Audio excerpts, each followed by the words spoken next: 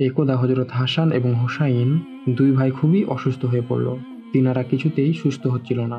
তখন শেরে খোদা হযরত আলী ও ফাতেমাতুজ জোহরা রাদিয়াল্লাহু তাআলা আনহা আল্লাহর দরবারে মানত করে বললেন, যদি আমাদের সন্তান হযরত হাসান এবং হুসাইন সুস্থ হয়ে যায় তাহলে তিনারা আল্লাহর শুকরিয়া আদায় বাবদ 3টি নফল রোজা পালন করবেন। এরপর দিন যেতে লাগলো। আস্তে আস্তে হযরত হাসান এবং হুসাইন রাদিয়াল্লাহু তাআলা আনহু সুস্থ হয়ে উঠলেন। এরপর একদিন হযরত আলী ও ফাতেমাতুজ জোহরা রাদিয়াল্লাহু তাআলা আনহা নিয়াত পূর্ণ করার জন্য রোজা রাখা শুরু করলেন। তিনারা 3টি রোজা রাখার নিয়াত করেছিলেন, কিন্তু সেই সময় রোজা পালন করার জন্য সেহরি খাওয়ার মতো তিনাদের ঘরে কোনো কিছুই ছিল না। ফলে তিনারা সেহরি করার জন্য কোনো কিছু না পেয়ে শুধুমাত্র পানি পান করেই রোজার নিয়াত করে ফেললেন। সকাল হলে হযরত আলী আল্লাহর দেয়া রিজিকের অন্বেষণে হাড় ভাঙা কঠোর পরিশ্রম করলেন এবং বিনিময়ে কিছু জব নিয়ে আসলেন। সেই জবগুলো যাতায়াতে পিষে ও হযরত ফাতেমাতুজ জোহরা রাদিয়াল্লাহু তাআলা আনহা রুটি বানিয়ে ফেললেন। এরপর যখন ইফতারের সময় আসলো তখন সেই রুটি নিয়ে সবাই ইফতার করতে বসলেন।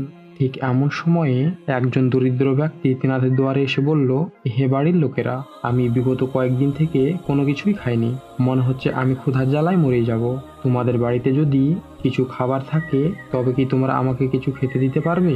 তখন হযরত আলী এবং ফাতেমাতুজ জোহরা দরিদ্র ব্যক্তির এই কথা শুনে তার প্রতি খুব মায়ার উদ্রেক হলো।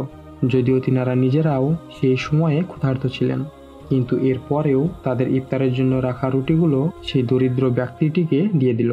তখন দরিদ্র ব্যক্তিটি পেট ভরে সেই রুটি আহার করলো এবং তাদের জন্য দোয়া করে খুশি মনে সেখান থেকে প্রস্থান করলো। ওই দিন হযরত আলী ও ফাতেমাতুজ জোহরা রাদিয়াল্লাহু তাআলা আনহার কাছে খাবার মতো অবশিষ্ট আর কিছু বেঁচে না থাকার কারণে তিনারা আল্লাহর রাস্তায় ধৈর্য ধারণ করলেন এবং সেহরির মতো করে ইফতারও পানি পান করে সেরে ফেললেন। তিনাদের নিয়ত অনুযায়ী দ্বিতীয় দিন পুনরায় রোজা রাখার প্রস্তুতি শুরু করলেন, কিন্তু ওই দিনও তাদের সেহরি করার মতো ঘরে তেমন কিছুই ছিল না। তাই তিনারা আবারও আল্লাহ তাআলার নাম নিয়ে পানি পান করেই রোজার নিয়াত করে ফেললেন। রোজা রেখেই ফাতেমাতুজ জোহরা সারাদিন সাংসারিক কাজে কঠোর পরিশ্রম করলেন এবং হযরত আলীও কঠোর পরিশ্রম করে পুনরায় রুটি বানানোর জন্য কিছু পরিমাণ জব নিয়ে আসলেন। সেই জব আবারও যাতায়াতে পিষে প্রথম দিনের মতোই মা ফাতেমাতুজ জোহরা রুটি বানালেন। এরপর ইফতারের সময় যখনই মা ফাতেমা এবং হযরত আলী ইফতার নিয়ে বসলেন, ঠিক সেই সময়ে একজন এতিম বালক এসে তিনাদেরকে বলল, আমি সারাদিন কিছুই খাইনি, তাই আমি অনেক ক্ষুধার্ত আছি। আপনারা আমাকে যদি কিছু খেতে দিতে পারেন তাহলে আমি সেই খাবার খেয়ে আমার ক্ষুধা নিবারণ করব। তখন হযরত আলী এবং ফাতেমাতুজ জোহরা রাদিয়াল্লাহু তাআলা আনহা এই বালকের কথাগুলো আর সহ্য করতে পারলেন না। তাই প্রথম দিনের মতো সেদিনও তিনাদের ইফতারের জন্য বানানো রুটিগুলো ওই এতিম বালককে দিয়ে দিলেন এবং তিনারা পুনরায় পানি পান দ্বারা নিজেদের ইফতার সারলেন।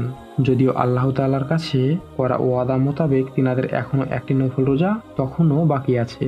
তাই এবার তিনারা তৃতীয় দিনে রোজা করার জন্য প্রস্তুতি নিলেন, কিন্তু আবারও খাদ্যের অভাবে শুধুমাত্র পানি খেয়েই সেহরি করলেন এবং আল্লাহর নাম নিয়ে রোজার নিয়াত বাঁধলেন। সকাল হলে আবার রোজা অবস্থায় হযরত আলী সারাদিন কাজের মাধ্যমে কঠোর পরিশ্রম করে কিছু পরিমাণ জব নিয়ে আসলেন এবং সেগুলো মা ফাতেমাতুজ জোহরা রাদিয়াল্লাহু তাআলা আনহাকে দিয়ে বললেন, ফাতেমা, তুমি এই জবগুলো পিষে রুটি বানাও, আজকে আমরা রুটি দিয়ে ইফতার করব। ফাতেমাতুজ জোহরা রাদিয়াল্লাহু তাআলা আনহা আগের মতো তাই করলেন। এরপর ইফতারের সময় আসলে সেই রুটি নিয়ে যখনই তিনারা ইফতার করতে বসলেন তখন তিনাদের কাছে ঠিক ওই সময়ে একজন যুদ্ধবন্দী এসে বলল, হে বিশ্বনবীর বংশধর, আমি আজ 3 দিন যাবৎ কোনো কিছুই খাইনি, যার কারণে আমি ক্ষুধার জ্বালায় কাতর হয়ে গেছি এবং আমি হয়তো ক্ষুধার জ্বালা আর সহ্য করতে না পেরে মারাই যাব। তোমরা কি আমাকে কিছু খেতে দিতে পারবে?